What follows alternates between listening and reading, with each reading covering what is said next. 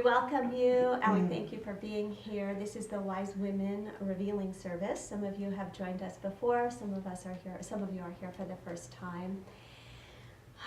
For those of you who are just joining us for the first time, we just want to give a little bit of an introduction. We've been meeting along with our fourth wise woman, who's not here today because she's at a family reunion. We've been meeting for a year or two or three or four, a long time, developing the way of processing and communicating and praying together that we're going to be doing here on the podium, whatever this, the dais, this morning. So we've invited, as we expanded inside of ourselves, we felt expansive outside in the world, and we decided to take our process public. So we've been doing this for a long time, but we feel the value in holding a space for each person who is here to go deep inside themselves as we go deep inside ourselves. I have to tell you how filled with gratitude I am for the friends that I had. Mm-hmm. I had a party last night. Yes, you did. And I was so surprised. It was unbelievable. But it brought up something. A few weeks ago, I went with my friend Dorothy to a funeral. And there must have been about 200 people there. And I had this, I call them unbidden thoughts that we have. This thought, I'll never have that many people at my funeral. So then last night as I got into bed, I was kind of recalling the unbidden thoughts from last night, from last evening. And one of them was seeing all those people there helping me to celebrate my birthday. Maybe there will be a lot of people. But the point is that how many of these unbidden thoughts come up? You don't plan for them. I mean, they just happen. Mm-hmm. And we know that controlled thought is very powerful. You know, what focused thought I call is more like it. Focused thought is so powerful. But then these other things come up, and some of them are stupid, and some of them are very negative. Mm-hmm. Violent sometimes. Well, car crashes. Yeah. But observing. I have a few of those. Yeah. From time to time. Mm-hmm. And we talked last week about fear, having fear, you know. Mm-hmm. But how do we get to the point where we have more of the focused thought than we have of the uncontrolled thought? Mm-hmm. I think practice, and I talk about that a lot, especially like when I'm doing the creative thought, it seems to keep coming up for me. And I guess it's because sometimes I forget to practice. Oh, yeah. And when I don't, that's when those unbidden thoughts seem to creep in. And that's when the fear creeps in and the negativity. So practice meaning Practice meditation, treatment every Well, day. because that's when you do treatment, focus. reading. Yeah, when you do focus. But you know also is when I surround myself with people who are Like aware minded. of focused thought, Yeah. that my thoughts are more focused. Being at church on Sundays. That's part of the practice. That's part of the Yeah. practice. It really Because is. it's a regular. Yeah. And I'm aware too that when I'm not around people who are like-minded, it throws me off Yeah, sometimes. Because that's my thing too. Not always standing in my own light and truth. And sometimes being a chameleon.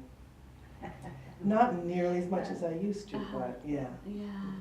It's so interesting because to me, those unbidden thoughts only have the amount of power that we give them.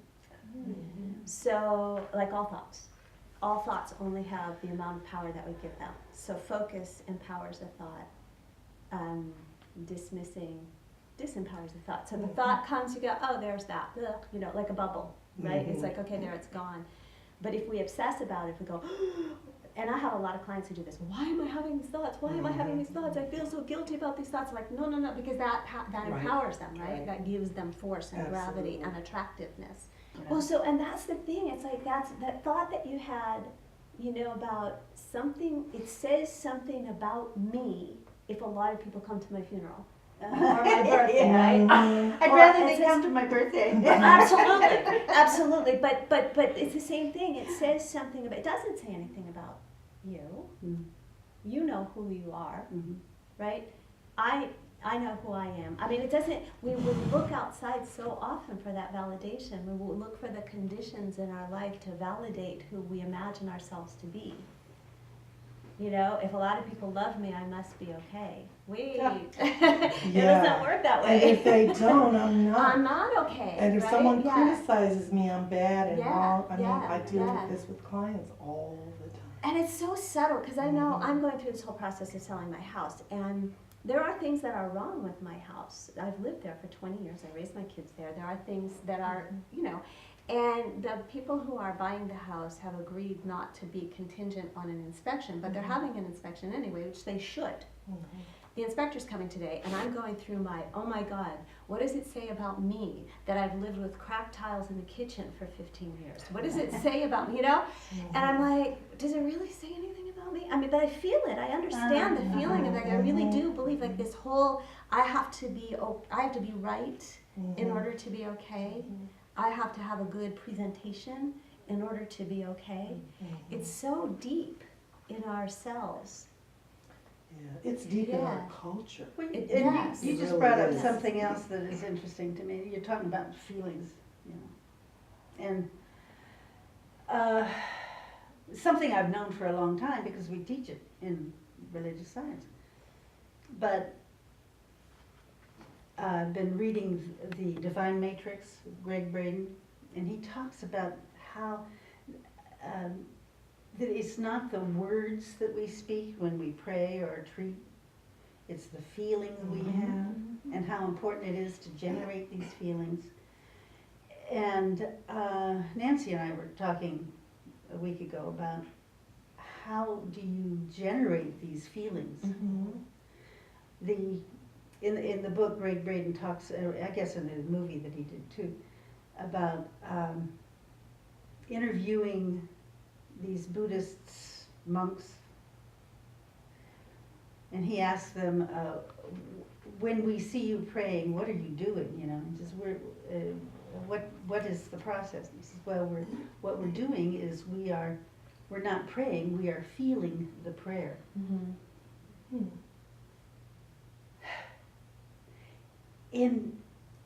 It's so easy. So here we go back to how easy it is to be negative.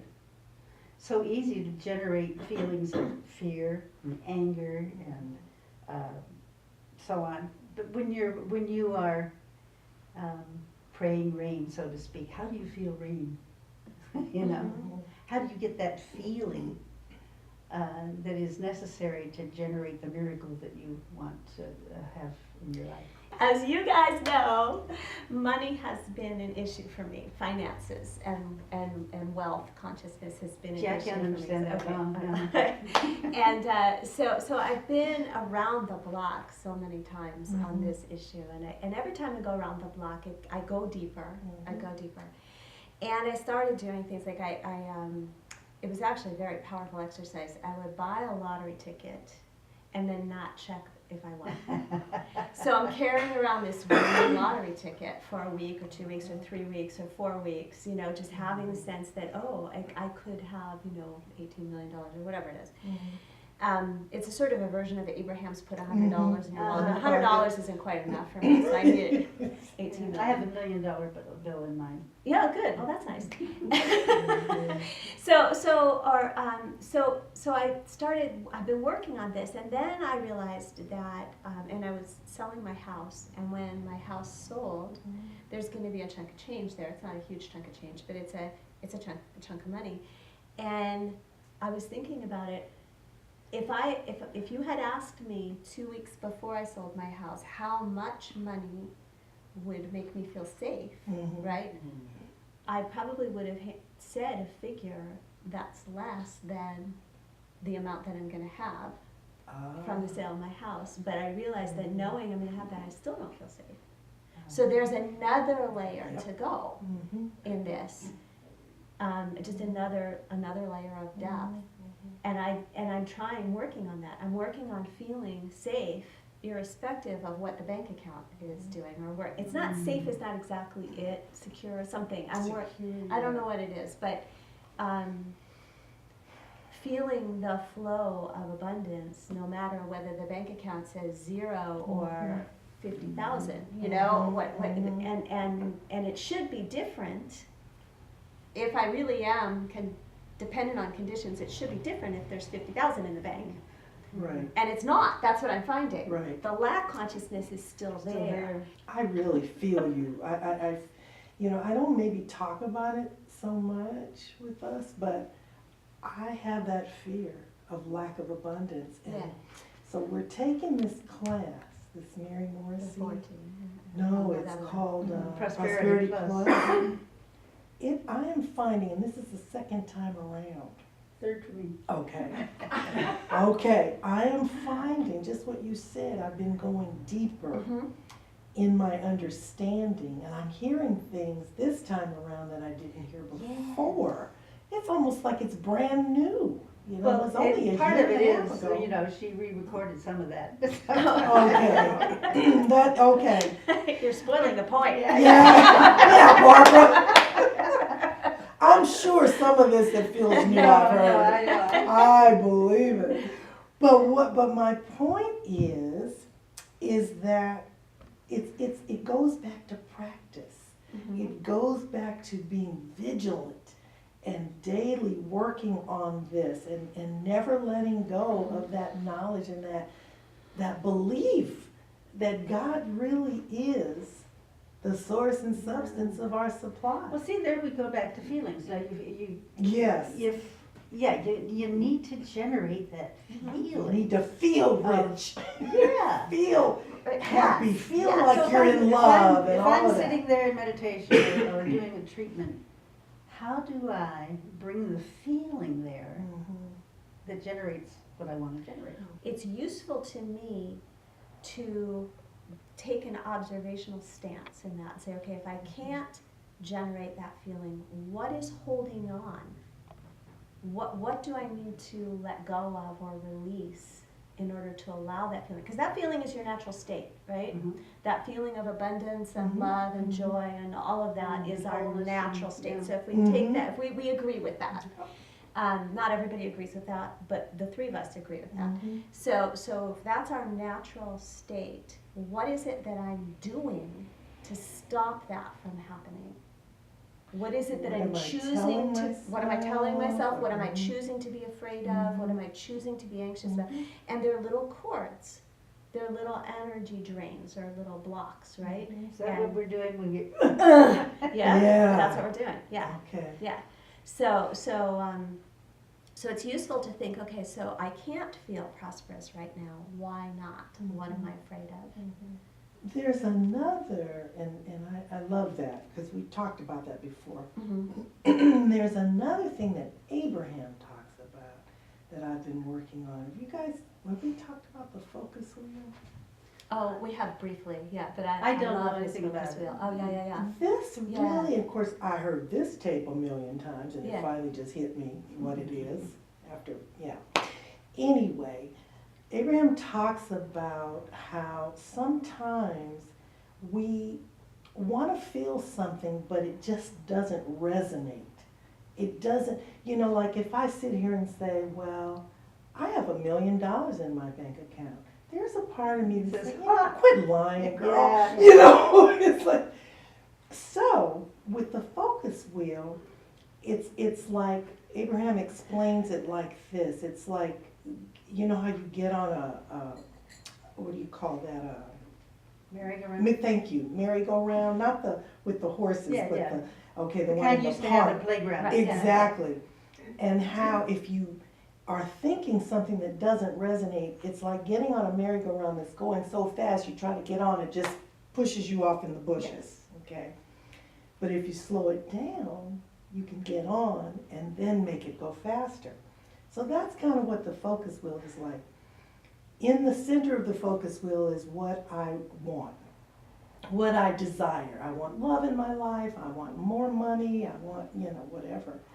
And then around the focus wheel are these statements that feel okay, that you can accept, like, I want a lot of money.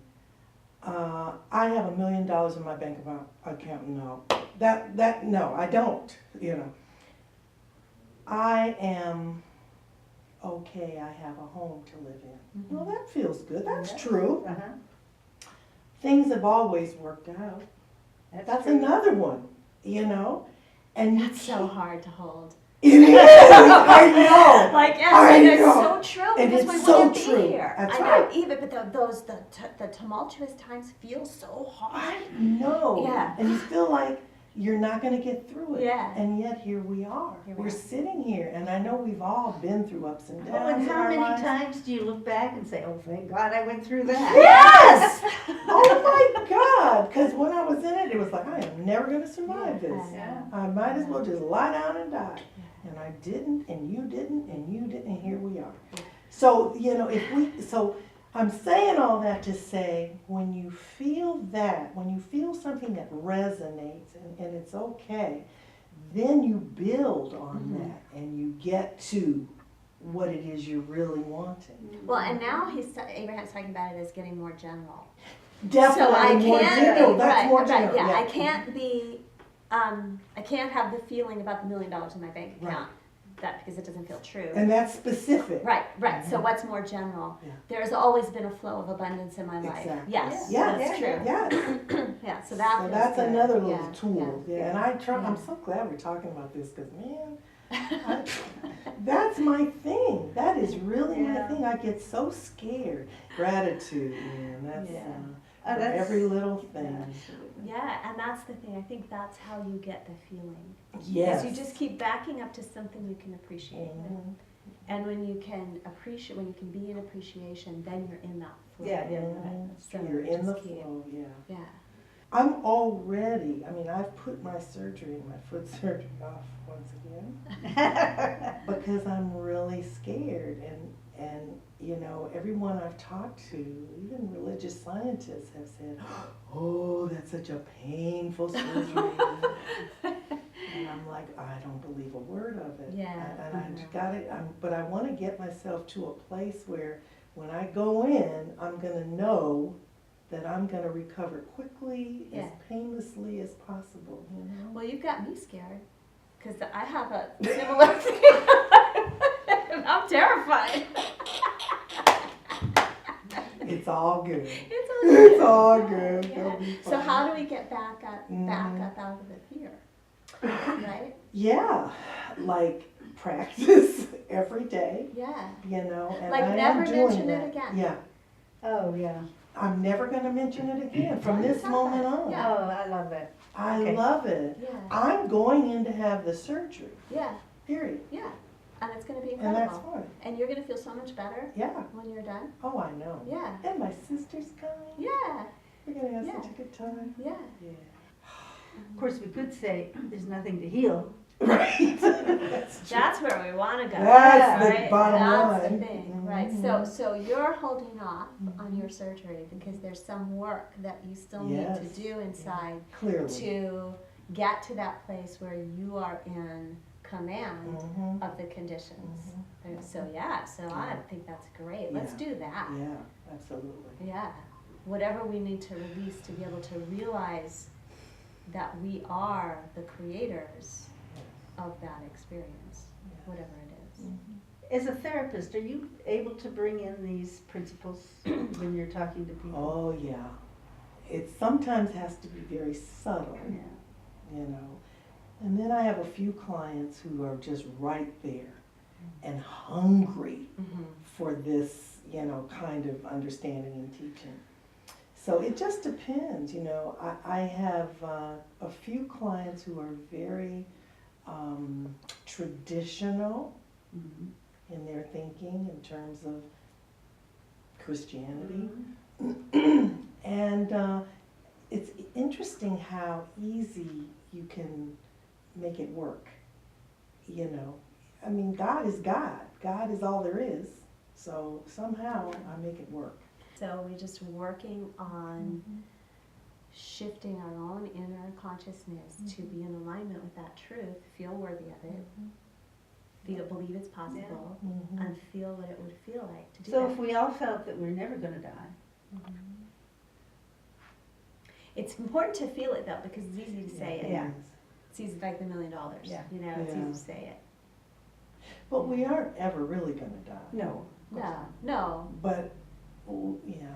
Well, it's interesting because, you know, I've been playing with this idea of where everyone is just a fractal of my own consciousness. Like, that's what Nancy talks about, but it's all just my consciousness. Right. And I was with my parents when I was away, and I was looking inside at why am I not healing my dad from his condition? Oh, yeah. So just because I believe I could if I had the right alignment inside or whatever. So why am I not? And what came to me is I like the story of the old fading away and the younger or the newer coming up with more more innovation or more whatever, more consciousness, more awareness, more awakening. I like the idea of my children blooming beyond me. It's just a story that I have. That's, yeah. And but it's sort of condemning my father to death, Yeah. you know, and it's condemning me to death too, Yeah, it you know. So I'm really, and I feel very attached to it. I like it. It's a lovely story. So I'm just working on that.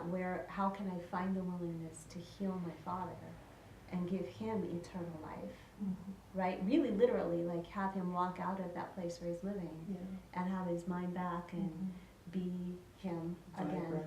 Vibrant. The other side of it is that we had some problematic stuff in our relationship, and I don't want to have that. So I have to remember that healing my father means healing my father, right? Like into his highest best, and into my And highest he has his best. own story of how it has to be too. He does. He does. That's But I'm just true. but I'm playing with the no separation thing. Yeah. Like we Yeah. are Yeah, the we same, are. right? And then he's a reflection of part of my consciousness. So that I'm just playing with that, and I don't really understand how all the pieces, you know, work together. But you know, if he is a reflection of something in my consciousness that I am allowing to die so that something else can come forward, that's a story I like. Wow. Yeah. You know, and as you know, my little Gus, my little kitty cat, just had surgery, and I don't even have the results from the biopsy or anything like that. But I'm well aware that if it's in my experience, I created it, and I kept apologizing to my poor little cat. And I said, I'm so sorry that But it was in my consciousness That's that you would have. Ho'oponopono. Yeah. That's the whole process That's of Ho'oponopono, exactly right? It's Well, like, it's the same with my foot. And, Yeah. and I have to tell you, that I've had some moments where I've said to myself, you know, if you were stronger and believed strongly enough, you could And then you heal condemn this. yourself for not being And I that condemn strong. myself. Well, and it's a story too because my mom had it. yes. Oh, yeah. And it's hereditary. Right. And that is the story. I think that's probably the biggest lie we were ever It's told. the biggest lie. Yeah. I mean, so much of it, you know, and I hear people saying that all the time. I had someone in my office talking about how his dad and granddad and uncles were all bipolar, and that's why he's got bipolar. And I wanted to say, no! Stop it! But you know, somewhere in your background, because you have the DNA of your ancestors, somewhere in the background, there's somebody that never had anything like that. And you have that No. DNA too. And you have that DNA too. So we're just working on shifting our own inner consciousness to be in alignment with that truth, feel worthy of it, feel, believe it's possible, and feel what it would feel like to do So that. if we all felt that we're never going to die, It's important to feel it though, because it's easy to say it. Yeah. It's easy like the $1 million. Yeah. You know, it's Yeah. easy to say it. But we aren't ever really going to die. no. No, no. But, oh, yeah. Well, it's interesting because, you know, I've been playing with this idea of where everyone is just a fractal of my own consciousness. Like, that's what Nancy talks about. It's all just my consciousness. Right. And I was with my parents when I was away, and I was looking inside at why am I not healing my dad from his condition? Oh, yeah. So just because I believe I could Mm-hmm. if I had the right alignment inside or whatever. So why am I not? And what came to me is I like the story of the old fading away and the younger or the newer coming up with more more innovation or more whatever, more consciousness, more awareness, more awakening. I like the idea of my children blooming beyond me. It's just a story that I have. Yeah. And but it's sort of condemning my father to death, Yeah. you know, and it's condemning me to death too, Yeah, you know. So I'm really, and I feel very attached to it. I like it. It's a lovely story. So I'm just working on that. How can I find the willingness to heal my father and give him eternal life, right? Really, literally, like have him walk out of that place where he's living and have his mind back and be him again. The other side of it is that we had some problematic stuff in our relationship, and I don't want to have that. So I have to remember that healing my father means healing my father, right? Like what into his highest best, and into my highest And he has his best. own story of how it has to be too. He does. He does. But That's I'm just, true. but I'm playing with the no separation thing. Yeah. Like we Yeah, are yeah, the we same, are. right? And then he's a reflection of part of my consciousness. So that I'm just playing with that, and I don't really understand how all the pieces, you know, work together. But you know, if he is a reflection of something in my consciousness that I am allowing to die, so that something else can come forward, that's a story I like. Wow. Yeah. You know, and as you know, my little Gus, my little kitty cat, just had surgery, and I don't even have the results from the biopsy or anything like that. But I'm well aware that if it's in my experience, I created it, and I kept apologizing to my poor little cat, and I said, I'm so sorry that But it was in my that's- consciousness That's that you would have. Ho'oponopono. Yeah. That's the whole process That's of Ho'oponopono, exactly right? It's Well, like, yeah. it's the same with my foot, and Yeah. and I have to tell you that I've had some moments where I've said to myself, you know, if you were stronger and believed strongly enough, you could. And then you heal condemn this. yourself for not being And I that condemn strong. myself. Well, and it's a story too because my mom had it. Yes. Oh, yeah. And it's hereditary. Right. And that is the story. I think that's probably the biggest lie we were ever It's told. the biggest lie. Yeah. I mean, so much of it, you know, and I hear people saying that all the time. I had someone in my office talking about how his dad and granddad and uncles were all bipolar, and that's why he's got bipolar. And I wanted to say, no! Stop it! But you know, somewhere in your background, because you have the DNA of your ancestors, somewhere in the background, there's somebody that never had anything like that. And you have that No. DNA too. And you have that DNA too. Yeah. So crazy. Yeah. Well, it's deep work. It's a deep really work. deep cellular And work. it's I mean, it has to keep happening. The work has to keep I going know, deeper and it's and so deeper easy and to get deeper. distracted by It's Candy Crush. so Girl, I'm on level 70. Oh, it is I'm so. 65. Oh my God! This one is so hard because it's two separate frames. no. And sometimes this frame is what you have to get all the gel gone, but sometimes you can't even get to it. I'm like, why am I doing this? I'm like punishing myself. Yeah. Oh Lord, I want to I break could the be person's meditating. neck and Oh. toe. I know. I could be know, clearing my I know. DNA right now, right? I'm playing Candy Playing Crush. Candy Crush. Crazy. But I just want to say before we finish, I think the unbidden thoughts that you were talking about, I think what I've seen in my work with my clients and myself is that sometimes there's an escalation of those unbidden thoughts at the deeper levels of healing. And it feels to me like they come from the DNA. Or that's one description of it. I don't think they come from the DNA, but you know, like as the healing that there's a layer of healing, and then there's all these things that were stuck. Yeah. Fears and Yeah. judgments that were stuck in that layer, and they just come to the surface, and all of a sudden you're having obsessive thoughts about something going wrong in your body or whatever. And then that heals, and then there's another layer of healing that It's happens. like getting rid of toxins. It is. That's what it is. It You know, is. when you Yeah. get a massage Yeah. and you have to drink water because Yeah. all these Yeah. toxins are coming. Right, right. It's very similar Yeah, to that. yeah, okay. but they're mental. But they're toxins, mental yeah. toxins. Yeah, But so it just, feels so good physically. it does. Yeah. It feels good mentally too, though. Yeah, It it feels does, really good yeah. Oh, mentally, gosh, just to let yes. them go and not stress about them, Right. and not obsess about them. Right. So yeah. So we know the Mm. prescription, right? And we know Yeah. what to do. Yeah, we do. And we're doing it, Mhm. and it's happening. Yep. Day by day. Yeah. Yeah. So let's Hour by hour. speed it up. Yeah. You know what? No, I disagree. I really do. I think Just you let it know, happen in its Yeah, own and we're time. on the ride, and just appreciate the ride. Enjoy the ride. Enjoy Yeah. the ride, Yeah. because we did this on purpose. Yes. And And we then did every it. once in a while, something surprises you. Yes, you see? Yeah. And There you you get have this it. beautiful validation or a beautiful affirmation of the way it really is. And Well, I have to tell you, if I didn't know that I was loved, last night I knew I was. and that's beautiful. It is. You know? yeah.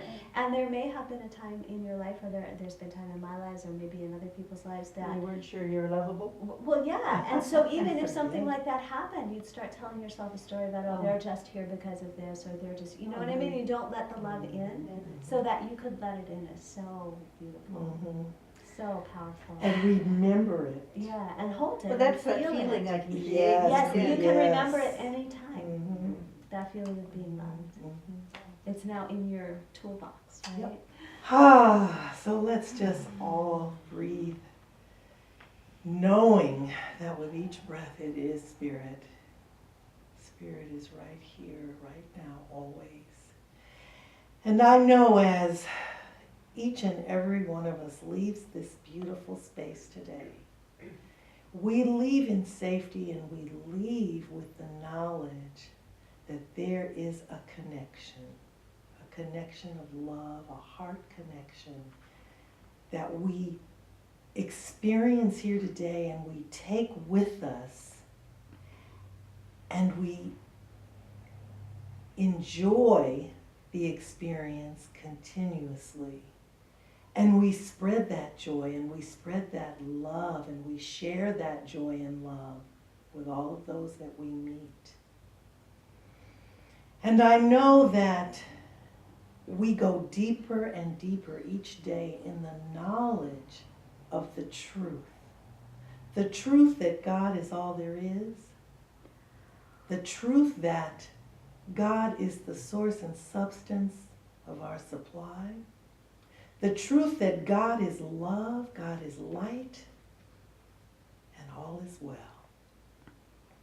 And I am so grateful for this understanding. I am so grateful for the relationships here today. I am so grateful for all there is. I'm grateful for God. And I release my word into that amazing law of mine, knowing that all is well. I accept it. I embrace it. I let it be. And together we affirm this by saying, and so it is. So it is.